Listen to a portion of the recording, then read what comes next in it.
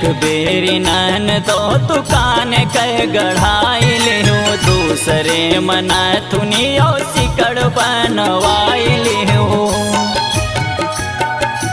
नन तो सुन तो एक बेरी नन तो दुकान कह गढ़ाई लिहू दूसरे मना थुनियो सिकड़ बनवाई लिहू। तीसरे मांगी रहू हम